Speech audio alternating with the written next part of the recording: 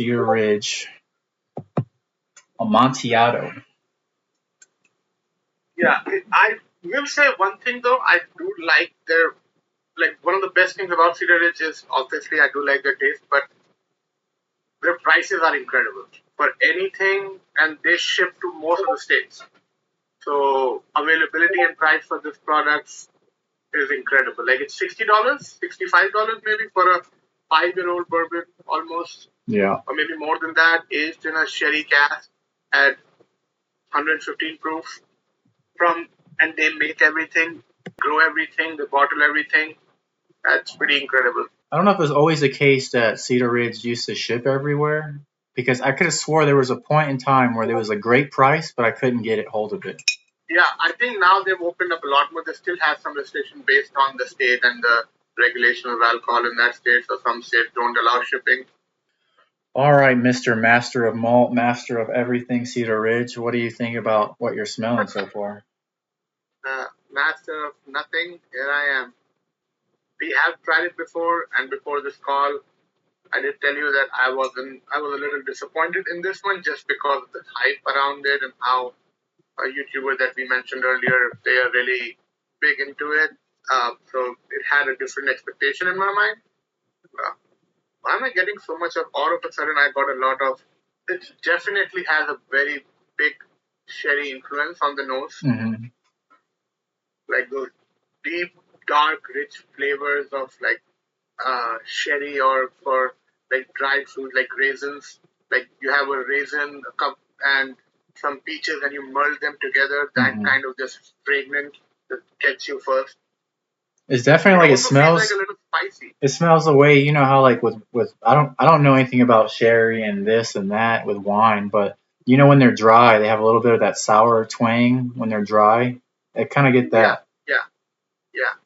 So sherry is a fortified wine. I also don't know much, but I did attend one tasting, and the only thing I understood was the difference between regular wine versus fortified, which is basically after adding yeast to the grape juice, you stop the process by adding alcohol to it, or brandy, which is distilled grapes. Mm.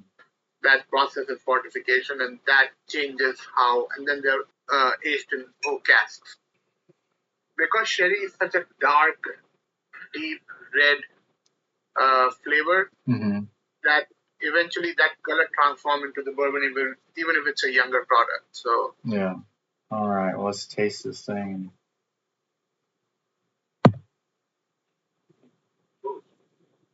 still no thing. Sorry, I don't know the last time you tasted it. because I just I on the nose now. All of a sudden, this is my fresh pour. I've not had anything today. I'm getting a little bit on the back end, like a dry spice Yeah. sweetness, like a Yeah. grassiness to it. After the initial, like deep dark fruits or jammy that comes from a wine, heavy wine finish. Yeah. But nose is really good. Like if you like that kind of scotch or heavy dry wine finish influences, you like the nose on this a lot. Let's take a sip. It's very there is a lot of sweetness, and I think it got more Oh, yeah, intense this is. than the first time I tasted it. I agree to that. It has the first sip was basically like there was a little bit of that just first pour of the day, the alcohol just getting settled to my palate. There was their harshness, but it is so sweet. Yeah. It's if you've had a mixed fruit jam, it's spent on the palate like a mixed fruit jam of just it's the viscosity on it. I would say the first sip did not give me a lot of finish.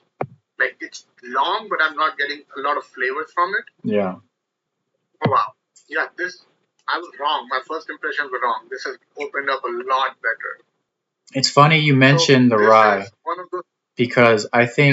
I think a good comparison we could do it. I think it's not apples to a T-bone steak. I think comparing this to Midwinter's Night Dram would be not far because it has rye aspects to it. It's sweet. That, yeah, it's a rye port finish. Yeah. I think I can also compare it, but that might be not a rye whiskey. I'm not sure. I have their High West Prisoner Share, But I was coming to the point where I was saying that usually when we see, I've heard a lot, we've seen a lot of reviews from other folks, and overall talking to folks, bourbon finishes are not that good. They don't impart that much flavor to bourbon if it wasn't really good already. Mm-hmm. So if the initial distillate from anywhere was already good, then you add a good finish to it. And it's more predominantly people who buy in terms of like volume or popularity. I would say bourbon finishes are toasted or double oak. That finish is what people like a lot because it amplifies the vanilla and the wood flavors and the oakiness and the brown sugar, which helps. If you like sweet stuff, I think you will enjoy this bourbon. For a lot of folks in a blind, you could also go, except that maybe no. You can also put it with a honey finished bourbon or a maple finished bourbon because it's so sweet. The sweetness isn't like, you wouldn't taste this and be like, if you were to describe the sweetness, right? No. What is it? It's not a finished sweetness. It's like the finish is accenting.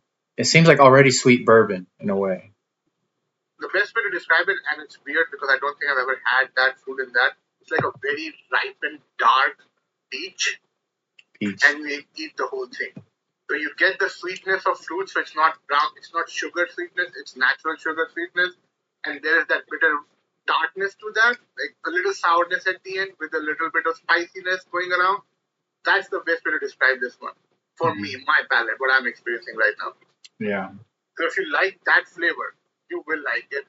But it does, drinking some other stuff, this is heavy on the finish. The finish is heavier on it's heavy. It's heavy, and it's like, I don't know if you agree with this, but I know you've had what I'm going to compare it to in a little bit of a way. Do you get a little bit of the firecracker note? You get like a Middle West, that like it's a little bit of a sulfur note. If it's just a shit, like, or do you not get it at all? Yes, yeah. No, I'm so used to, I didn't get as much of a sulfur in this one. Maybe that sulfur has become a little sour for me. But in single malts and most likely Scotch, when Scotch is heavily sherry, I get that sulfur note. And I've seen a lot of folks describe who it's like coriander note. People who cilantro. Some people describe that as soapy, and other people eat like fresh leaves. So for me, that sulfur note reminds me of like funky mushrooms or like a bad cheese. Mm-hmm. And I'm not getting that, but there is that sulfur note that I get from malt. So you are on the right track. I'm just not getting it that much on this one. Mm-hmm. Because I drink a lot of Scotch, which is like sherry finish, so maybe I'm more used to it. No, and I didn't think about this before you said it before we started recording, but the fact that I didn't know the mash bill that's associated with Cedar Ridge bourbon. I'm not sure if they use one mash bill and it's all heavy malted barley. But if you're a bourbon drinker and you love a lot of legacy, there's a good chance you won't like this because it doesn't taste like normal bourbon, even though it has that name on it. Yes, that's a very good point to put out. Like, it's recommended for people who are either open to different flavors. Don't expect a Kentucky straight bourbon legacy flavor finish with something else. The sweetness and the sourness gives a different combination with Cedar Ridge mash bill. Man, if it was only 10% malted barley, I'd be a little shocked because I think there are some other mash bills from Legacy Distilleries that are higher malted barley than that don't taste. Correct.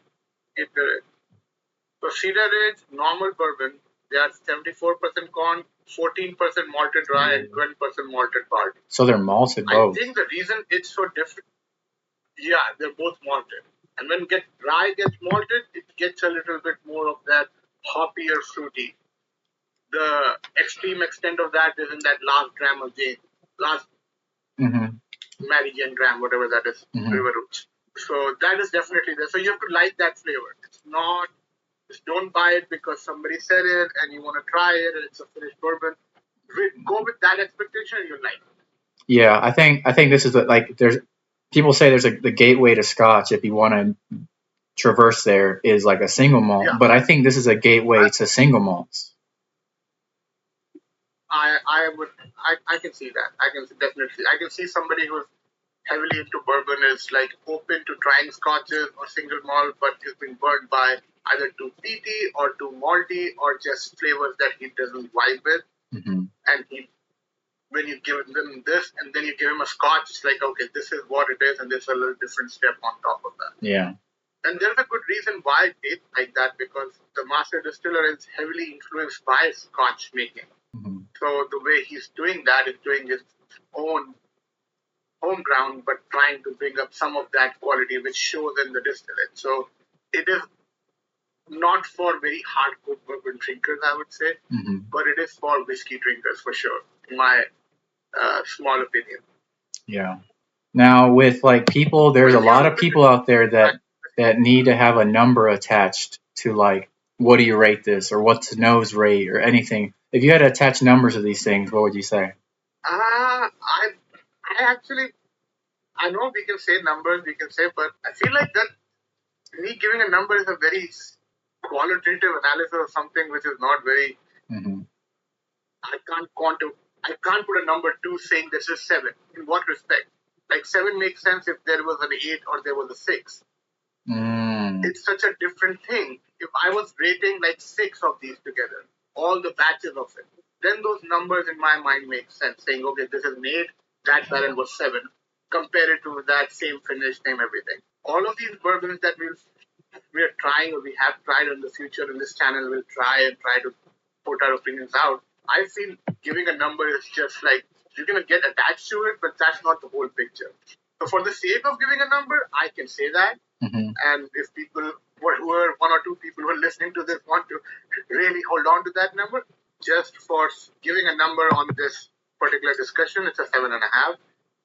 I don't think that number carries a lot of weight, but that's my number. Yeah.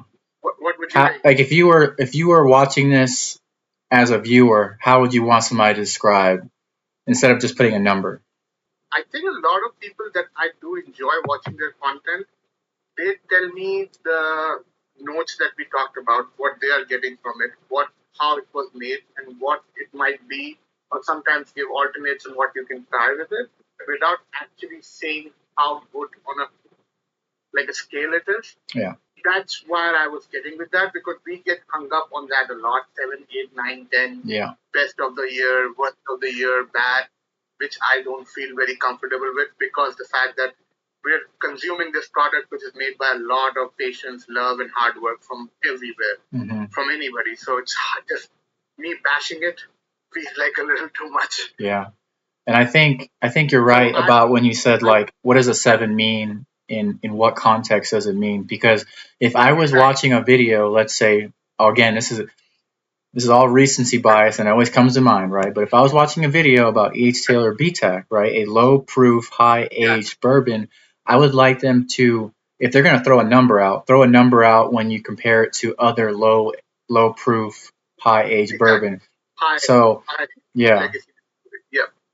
And even in that, it's, as you said, you can, any food or any consumable thing that we put a number to, it's so personable. Like, a lot of people can say this is a good, this is a bad. And then if I say whiskey is one of those things that is highly suggestible in terms of flavor profile and what is good and not. Our review would suggest someone to at least approach a whiskey. That's what my intention is. Somebody watches it or ever gets to see this, and they at least get to try it and know about this product. Mm-hmm. After that, that's the job I want to do Mm-hmm. in terms of like exploring.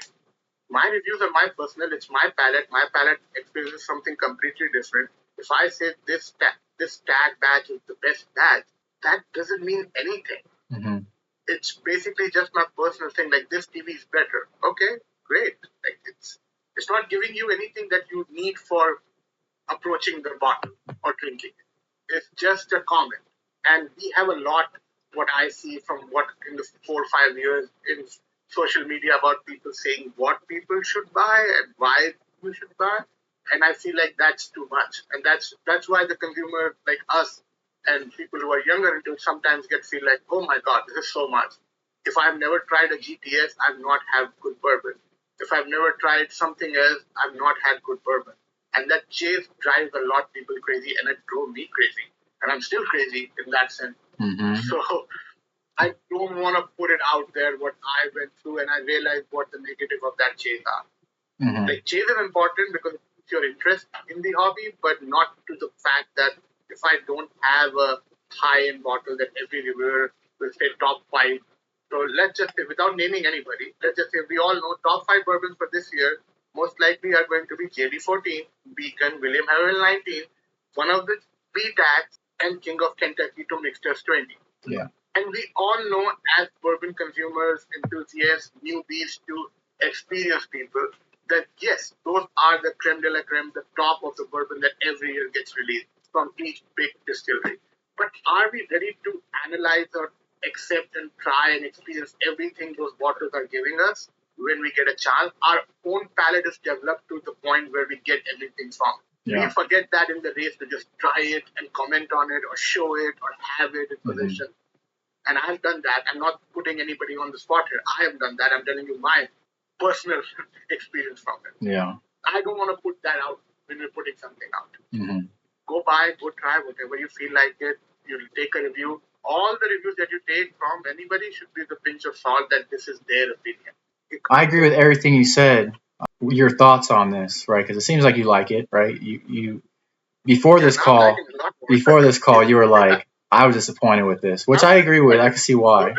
This is again the big reason why I got into stuff like River Roots is because, like, I mean, not so much now, but when they first started, it was like $70 for a great product, and $65. I mean, given this did kind of sell out online in an hour, but they have so much other good products online that are like still there sitting online. The double barrel bourbon, the double barrel rye, the double oaked ones. They have a bunch of quintessentials. They have quintessentials. They have their honey rye still available that they release.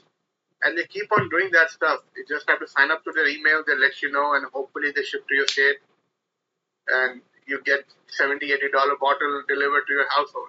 And it's pretty decent. You don't have to go anywhere. And you're supporting a distillery that's doing, from my perspective, everything right, from farm to distillate to bottle. Mm-hmm. Yeah, it's you can't go wrong. I mean, like if I was trying to give a review, because I'm not very, this is not a bourbon to me, right? It says bourbon on the label, but it doesn't taste like a bourbon. But what I can taste, it has good mouthfeel. It has not a super long finish, but the flavors are really good.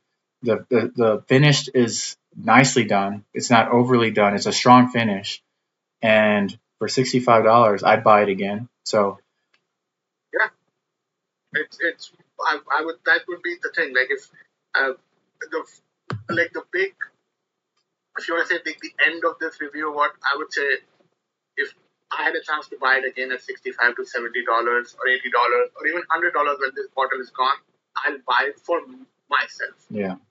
I enjoy it that much to have a backup of this or have another bottle when this is done. Yeah. So yeah, that's what we can say about this. That works.